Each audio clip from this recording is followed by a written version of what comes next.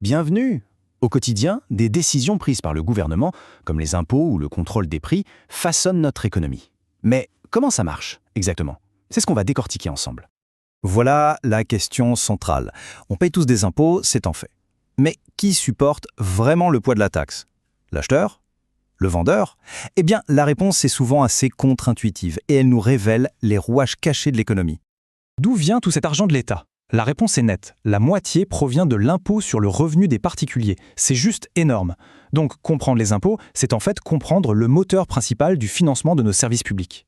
Pour commencer, posons les bases. Imaginons un point de départ un peu idéal, un marché où tout s'équilibre parfaitement. Pas de friction, chaque acheteur trouve son vendeur. C'est notre situation de référence. Dans ce marché parfait, on maximise ce qu'on appelle le surplus social. Il faut voir ça comme la tarte économique totale. Chaque transaction est gagnante. L'acheteur paye un peu moins que ce qu'il était prêt à payer et le vendeur reçoit un peu plus que son coût. L'objectif, c'est de rendre cette tarte la plus grande possible pour tout le monde. Allez, mettons quelques chiffres là-dessus. Le prix d'équilibre est à 45 $, 25 unités sont vendues et le surplus social total atteint 1250 $. C'est le pic d'efficacité pour notre marché. Gardons bien ces chiffres en tête, ils vont nous servir de point de comparaison. Et là, voilà l'élément perturbateur, une taxe. Elle peut paraître petite, 4 $, mais elle va complètement changer la dynamique de notre marché parfait. Voyons comment. Et voilà le résultat. Le prix pour l'acheteur monte à 48 $. Mais attention, le vendeur, lui, ne touche que 44 $ une fois la taxe payée. Un fossé se crée. Et la conséquence la plus importante, il y a une unité de moins qui est vendue. Ce n'est pas juste un détail. Cette unité qui n'est plus vendue, ça représente un acheteur qui voulait acheter et un vendeur qui voulait vendre. Mais à cause de la taxe, leur accord, qui aurait été bénéfique pour les deux, n'a tout simplement pas lieu. Ce phénomène a un nom, c'est la perte sèche. C'est ça, le véritable coût social de l'impôt.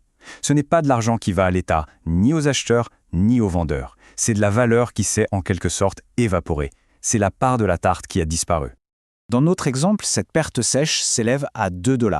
Ça peut sembler peu, mais il faut imaginer ça multiplié par des millions de transactions tous les jours. Toutes ces petites inefficacités, mises bout à bout, créent un coût énorme pour l'économie.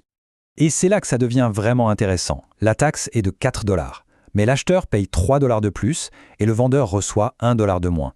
La charge n'est pas du tout répartie équitablement. Alors comment on sait qui supporte le vrai fardeau? En fait, il faut bien distinguer deux choses. Il y a le fardeau légal, c'est-à-dire qui doit signer le chèque au gouvernement, selon la loi. Et puis il y a le fardeau économique. Qui est-ce qui s'appauvrit réellement à la fin? Et petite indiscrétion, c'est presque jamais la même personne. Et voilà l'idée la plus surprenante de toutes. Au fond, peu importe si la loi dit que c'est l'acheteur ou le vendeur qui doit payer. Le marché, lui, va s'ajuster et la répartition finale du fardeau sera exactement la même. C'est une idée très contre-intuitive, mais elle est fondamentale. Alors qu'est-ce qui détermine qui paie vraiment? La réponse tient en un seul mot, l'élasticité.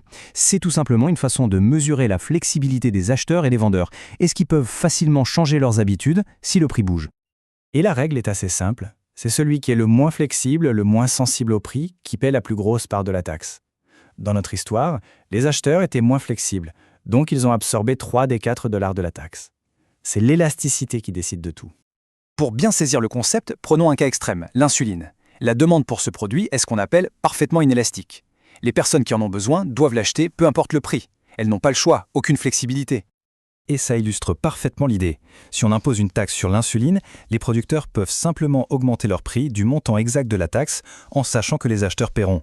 Le fardeau est transféré à 100% sur le côté le moins élastique du marché. Les impôts, ce n'est pas le seul outil de l'État pour influencer un marché.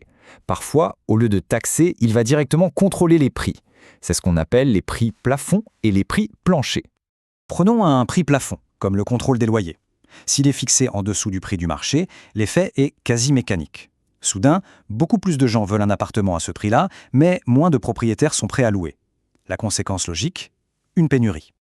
Et à l'inverse, un prix plancher, comme le salaire minimum, s'il est au-dessus du prix d'équilibre, crée le problème opposé. Plus de gens veulent travailler pour ce salaire, mais moins d'entreprises veulent embaucher. Le résultat, un excédent. Dans ce cas-là, du chômage. Le point commun entre toutes ces interventions, c'est qu'elles empêchent le marché de trouver son équilibre naturel. Elles créent toute une forme d'inefficacité, cette fameuse perte sèche dont on a parlé, où de la valeur potentielle est tout simplement perdue. Bon, alors, si ces mesures créent de l'inefficacité, pourquoi les gouvernements les utilisent? Parce que l'économie, ce n'est pas seulement une question d'efficacité. Il y a un autre objectif, tout aussi crucial, l'équité. L'idée qu'un logement doit rester abordable ou qu'un salaire doit permettre de vivre, même si ça a un coût économique. Et c'est là-dessus qu'on reste. Un marché peut être hyper efficace pour allouer les ressources, pour créer la plus grande tarte économique possible, mais si cette tarte est répartie de manière très inégale, est-ce qu'on trouve ça souhaitable ? C'est tout le débat entre l'efficacité et l'équité, et c'est précisément là que l'intervention de l'État trouve sa justification. Une réflexion qui va bien au-delà des chiffres.